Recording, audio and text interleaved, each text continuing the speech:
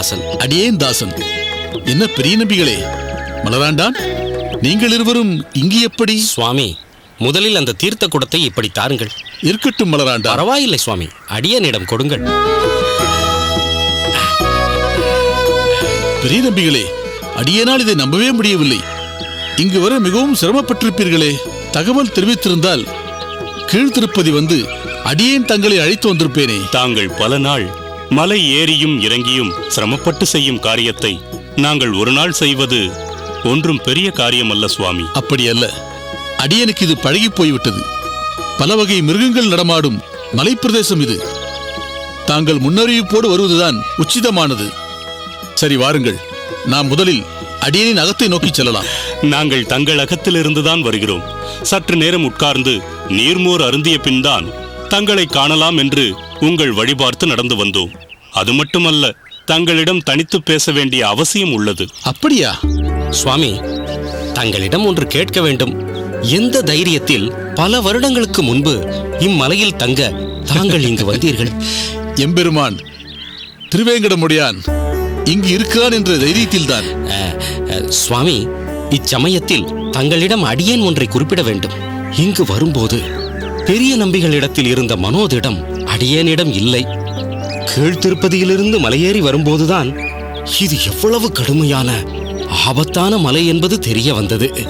இப்படிப்பட்ட இடத்தில் பெருமாளுக்கு சேவை செய்யும் உங்களை நிச்சயம் பாராட்டத்தான் வேண்டும். மலராண்டான், உமக்கு ஒன்று தெரியுமா? நம் ஆச்சாரியர் திருமலை நம்பிகளிடம் திருமலை சென்று திருவேங்கடனுக்கு தீர்த்த கைங்கரியத்தை நித்தியப்படி செய்து வா என்று சொன்னவுடன் சற்றும் தயங்காமல் இங்கு வந்து அக்காரியத்தை இன்றளவும் பங்கமில்லாமல் செய்து வருகிறார். ஆஹா, தங்களுடைய ஆச்சாரிய விசுவாசம் அடியேனை மெய்சிலிர்க்க வைக்கிறது. அதனால் தானோ என்னவோ தங்கள் பெயரை எப்போது அவரிடம் உச்சரித்தாலும் நம் ஆச்சாரியர் ஒரு தட அக்கார அடிசலை உண்டது போல் பேரானந்தம் கொள்கிறாரோ. அப்படி இப்படி என்று அக்கார அடிசலுக்கு வந்து விட்டீர்களே. அது ஆனந்தத்தை விவரிக்க அடியனுக்கு வேறு வார்த்தை உதாரணம் சொல்ல தெரியவில்லை. பரவாயில்லை மலராண்டான், அகத்திற்கு சென்றதும் அவசியம் அக்கார அடிசல் செய்து உமக்கு பரிமாற சொல்கிறேன், போதுமா? திருமலை நம்பிகளே, தாங்கள் இப்போது கடந்து வந்த தொலைவு மிகவும் அதிகம்தானே? இல்லை பெரிய நம்பிகளே, முன்பெல்லாம் அடியேன் வெகு தொலைவில் உள்ள பாப விநாசம் என்ற இடத்திலிருந்துதான் தீர்த்தம் கொண்டு வருவேன். ஆனால் இப்போது அப்படி இல்லை. திருமலையப்பன் ஸ்ரீனிவாசன் ஒரு வேடனாக வந்து ஒரு அம்பை பூமியில் எய்து இங்கு அருகாமையிலேயே தீர்த்தம் கிடைக்கும்படி செய்துவிட்டான். அவ்விடத்திற்குத்தான் ஆகாச கங்கை என்று பெயர் ஏற்பட்டது. இப்போது ஞாபகம் வருகிறது. முன்பே தாங்கள் ஆகாச கங்கை எனும் இடம் பற்றி கூறியிருக்கிறீர்கள். மொத்தத்தில் தாங்கள் புரியும் கைங்கரியம் அபாரமானது. அடியேன் அப்படி நினைக்கவில்லை பெரிய நம்பிகளே. இந்த கடையனுக்கும் ஒரு பாக்கியம் அருள வேண்டும் என்று அந்த எம்பெருமான் இப்படி ஒரு பணியை கொடுத்துள்ளான். அந்த கோவிந்தனுக்கு அனந்தமான நன்றிகள். திருவேங்கடம் என்பதில் வேம் என்றால் பாபம், கடையதி என்றால் தொலைவது, அழிவது என்று பொருள். அப்படி பாபம் தொலையும் வகையில் அடியனுக்கு இங்கு ஒரு வாய்ப்பை தந்துருளி இருக்கிறான் அந்த திருவேங்கடன். சரி பெரிய நம்பிகளே, திருமலை தெய்வத்தை பற்றி பேச ஆரம்பித்து விட்டால் பேசிக்கொண்டே இருக்க வேண்டியதுதான். தாங்கள் இருவரும் என்ன காரணமாக அடியனை காண வந்தீர்கள்? முதலில் அதை சொல்லுங்கள்.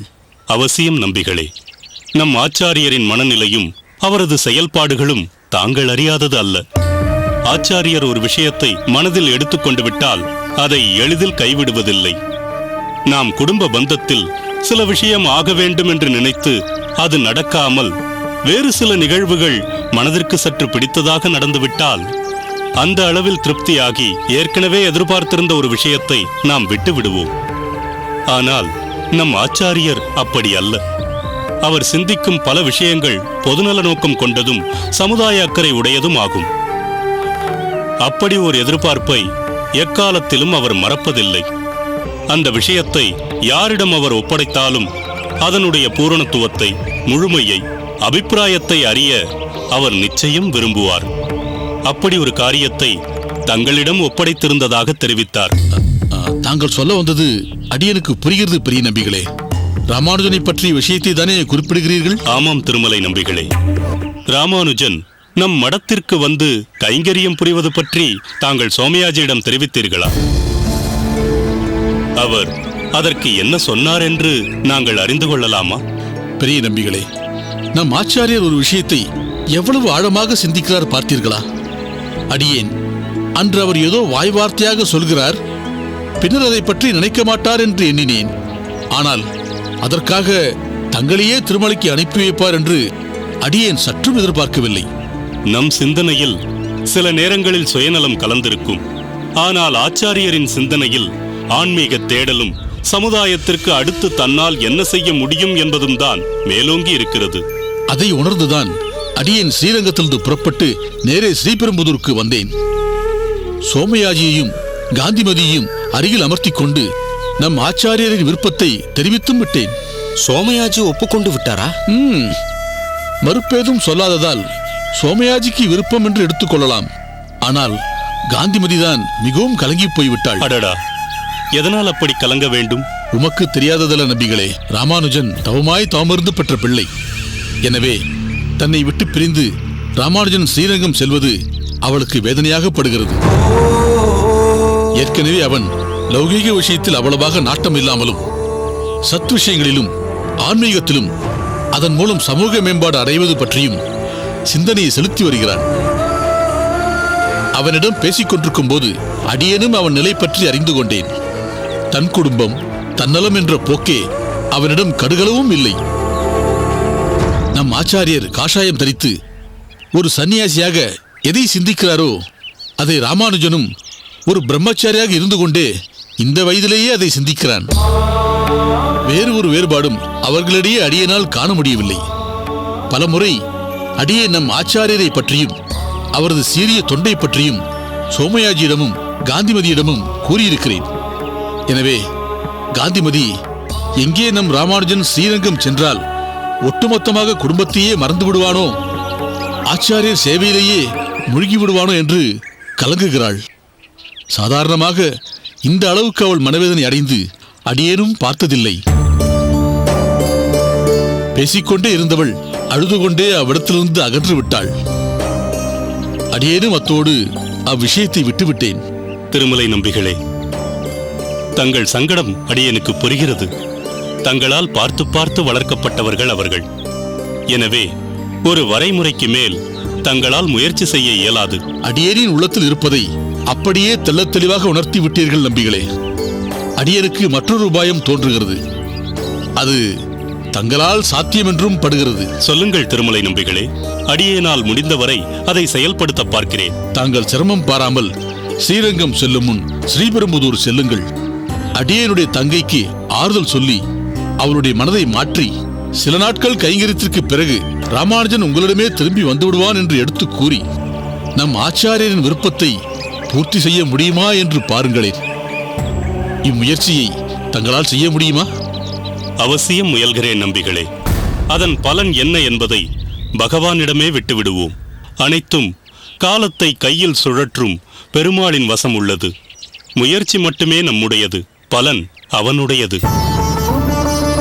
ராமானுஜன் நம் ஆச்சாரியருக்கு சேவை செய்ய வேண்டுமென்று இந்த திருவேங்கடன் நினைத்துவிட்டால் அதை யாரால் மாற்ற முடியும்? நாங்கள் இன்றே ஸ்ரீபெரும்புதூருக்கு புறப்படுகிறோம்.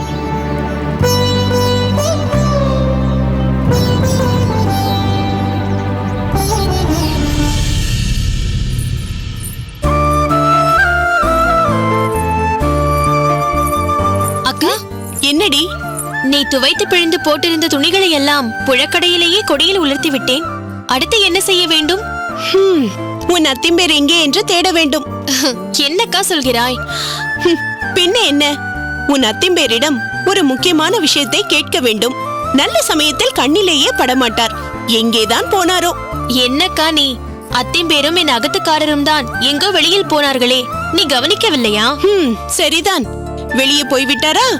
ராமானுஜன் பிறந்த நாளைக்கு புது வேஷ்டியும் உத்திரியமும் வாங்கி வைத்திருக்கிறேன். இதை கொண்டு போய் பூஜை உள்ளில் பெருமாள் திருவடியில் வையுங்கள் என்று சொல்லியிருந்தேன். அதையும் மறந்து விட்டாரா? நல்ல வேளை, சற்றென்று ஞாபகம் வந்தது, செய்துவிட்டேன். ஒருவேளை அத்திம்பேரும் செய்து விட்டாரோ என்னவோ? சரியாக பார்த்தாயா? அதை பார்க்காமலா பெரிய பிராட்டி நான் சொல்லிக் கொண்டிருக்கிறேன். சரி, மோர்க்குழம்பை அடுப்பிலிருந்து இறக்கி வைத்து விட்டேன். நீ அதில் கொத்தமல்லி சேர்ப்பாயா மாட்டாயா? எங்கள் அகத்தில் சேர்ப்போம். என் மாமியாருக்கும் பிடிக்கும். கறிவேப்பிலை சேர்த்தாயோ இல்லையோ? போதும், கொத்துமல்லி சேர்க்க வேண்டாம். அது என்னவோ கோவிந்தனுக்கு பிடிப்பதே இல்லை. என்ன பெரியம்மா, அம்மாதான் மோர் குழம்புக்கு கொத்துமல்லி சேர்க்கிறாள் என்று பார்த்தால் நீயுமா என்று முகத்தை சுளிப்பான். என்ன பெரிய பிராட்டி, இன்று உன் அக்காவின் பேச்சில் தலிகை மனம் வீசுகிறதே. அதை விடுங்கள். நீங்களும் அத்திம்பேரும் இருவருமாக எங்கே போய்விட்டீர்கள்? அக்கா உங்களை தேடு தேடு என்று தேடிக் கொண்டிருக்கிறாள். நீ சொல்ல வேண்டியதுதானே, இன்ன இடத்திற்கு போயிருக்கிறார்கள், இதோ வந்து விடுவார்கள் என்று. இன்ன இடமா? சரிதான். எந்த இடத்திற்கு போனீர்கள் என்று எனக்கு எப்படி தெரியும்? அடடா, மதுரமங்கலத்தை விட இங்கே ஸ்ரீபெரும்புத்தூரில் தான் பெரிய கடை இருக்கிறது, இங்கேயே வாங்கிக் கொள்ளலாம் என்று நீதானே சொன்னாய். அதுதான் சட்டக்கரையும் கூட அழைத்து சென்று வாங்கி கொண்டு வந்தேன். இரு, இதை உள்ளே வைத்து விட்டு வந்து விடுகிறேன். இந்த புதிய வேஷ்டி உத்திரியத்தை பெருமாள் திருவடியில் வைக்க சொன்னேன். நீங்கள் அதை வைக்கவில்லை போலிருக்கிறது. மறந்து விட்டேன். சரி, நீ வைத்து விட்டாயா? இப்போதுதான் வைத்தேன். நல்லது. அமுதா மாமி, பாட்டி, முக்கியமாய் தஞ்சாம்பாள் இவர்களையெல்லாம் கூப்பிடவில்லையா? சரிதான். போன வாரம் யாரோ தெரிந்தவர்கள் திருமலைக்கு போனார்கள். அவர்கள் மூலம் அண்ணாவையும் மன்னியையும் உன் பிறந்த நாளைக்கு வரச் சொல்லலாம் என்றிருக்கிறேன் என்றேன். அதற்கே அப்படியெல்லாம் பிறந்த நாளை பெரிதாக கொண்டாட தேவையில்லை, அதெல்லாம் ஒன்றும் வேண்டாம் என்று சொல்லிவிட்டான் உங்கள் அருமை மகன் ராமானுஜன். நான் இன்னும் இவர்களை எல்லாம் கூப்பிட்டால் அவனுக்கு பிடிக்கவே பிடிக்காது. என்ன, ராமானுஜனும் கோவிந்தனும் அகத்திற்கு வந்து விட்டார்களா? இல்லை, வரும் நேரம்தான். வாருங்கள். இப்பொழுதுதான் உன் சித்தி நீங்கள் வரும் நேரம்தான் என்று சொல்லிக் கொண்டிருந்தாள். எங்கே போயிருந்தீர்கள்? கோவிலுக்கு. கோயிலில் இன்று என்ன பிரசாதம்? சர்க்கரை பொங்கலா, வெண்பொங்கலா, இல்லை வெறும் சுண்டலா? கோவிலுக்கு போனீர்களே, பெருமாளை சேவித்தீர்களா என்றுதான் எல்லோரும் கேட்பார்கள். உங்களுக்கு மட்டும் எப்படித்தான் பிரசாதம் ஞாபகம் வருகிறதோ? அப்பா, சித்தப்பா, எல்லோரும் சேர்ந்து நில்லுங்கள், சேவிக்கிறேன்.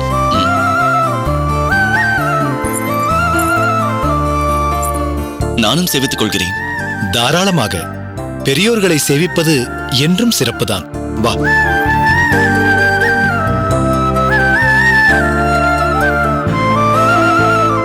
என்றும் இப்படி ஒற்றுமையுடன் இருப்பீர்களாக. தீர்காயுசோடு இருங்கள். எழுந்திரியுங்கள். ராமானுஜா, எங்கள் பிறந்த நாள் பரிசு. சோமியாஜிகளே, அந்த தட்டை இப்படி கொடுங்கள். ராமானுஜா, இதையும் பெற்றுக்கொள். இது எங்கள் பிறந்தநாள் பரிசு.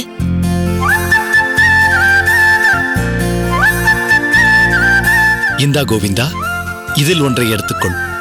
எனக்கு எதற்கண்ணா? எனக்கா இன்று பிறந்த நாள்? பிறந்த நாள் எனக்குத்தான், ஆனால் ஒரு மனிதனுக்கு இரண்டதற்கு? நீ இதை வைத்துக்கொள். இப்போதுதானே நாம் இருவரும் ஒற்றுமையாக இருக்க வேண்டும் என்று அப்பா வாழ்த்தினார். இது அதற்கு அடையாளம். பெற்றுக்கொள். சரி, இருவரும் சென்று புது வேஷ்டியையும் உத்திரியத்தையும் அணிந்து வாருங்கள். சரி அப்பா. வா கோவிந்தா.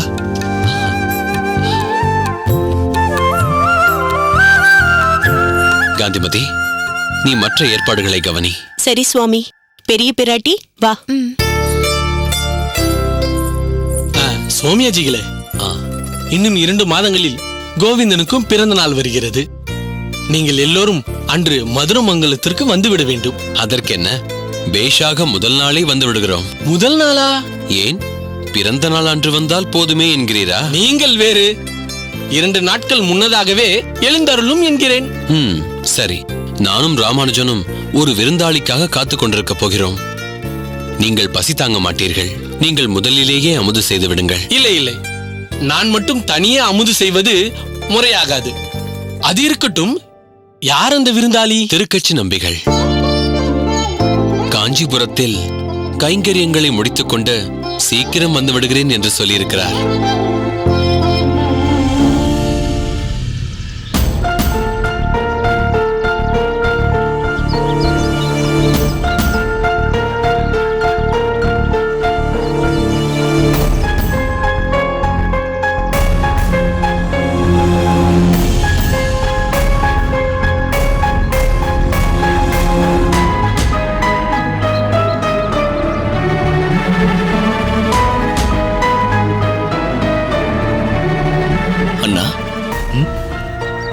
பிறந்தநாள் அதுவுமாக நீங்கள் இங்கே நின்று கொண்டிருக்கிறீர்கள்.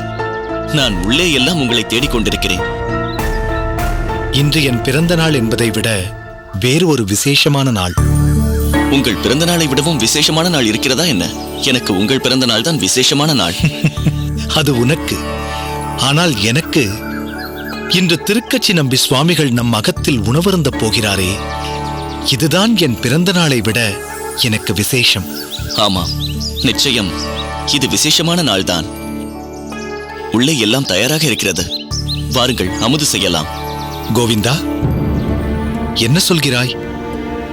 அமுது செய்வதா? திருக்கச்சி நம்பிகள் வந்து அமுது செய்த பின்னர்தான் அடியேன் அமுது செய்வதாக இருக்கிறேன். அவருக்காகத்தான் காத்துக் கொண்டிருக்கிறேன். அவர் காஞ்சியம்பதி சென்றிருப்பாரே. அவர் தன் கைங்கரியங்களை முடித்துக் கொண்டு வர நேரமாகுமே. அதுவரையில் அமுது செய்யாமலா இருக்கப் போகிறீர்கள்? ஆமாம், அடியேன் பரிமாறி அவர் நன்கு திருப்தியாக அமுது செய்த பின்னர்தான் அடியேன் அமுது செய்யப் போகிறேன். ஆம், நீ பசி தாங்க மாட்டாய், நீ போய் அமுது செய்.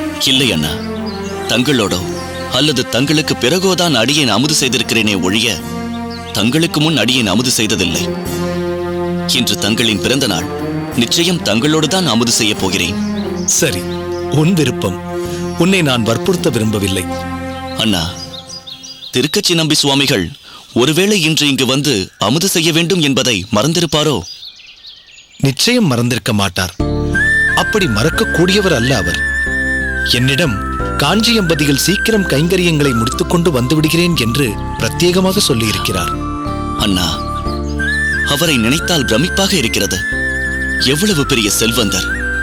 இறைப்பணிக்காக அத்தனையும் துறந்து அந்த வரதனுக்காகவே வாழ்ந்து கொண்டிருக்கிறாரே. அவரின் நந்தவனம் எங்கே இருக்கிறது? காஞ்சியம்பதி எங்கே இருக்கிறது? நாள் தவறாமல் அவ்வளவு தூரம் நடந்து சென்று பெருமாளுக்கு கைங்கரியம் செய்கிறாரே. ஒரு சாமானியரால் சாத்தியமாகக்கூடிய காரியமா இது? சந்தேகம் என்ன? அவரை போன்ற ஒரு உன்னதமான வைஷ்ணவருக்கே இது சாத்தியம். ஒரு சாமானியனால் நினைத்துக்கூட பார்க்க முடியாத காரியம் இது. இன்றில்லை, நேற்றில்லை, எனக்கு நினைவு தெரிந்த நாள் முதல் அவர் இதை செய்து கொண்டிருக்கிறார். அவரின் மன உறுதியும் தன்னடக்கமும் ஒருவருக்கும் எளிதில் வந்து விடாது.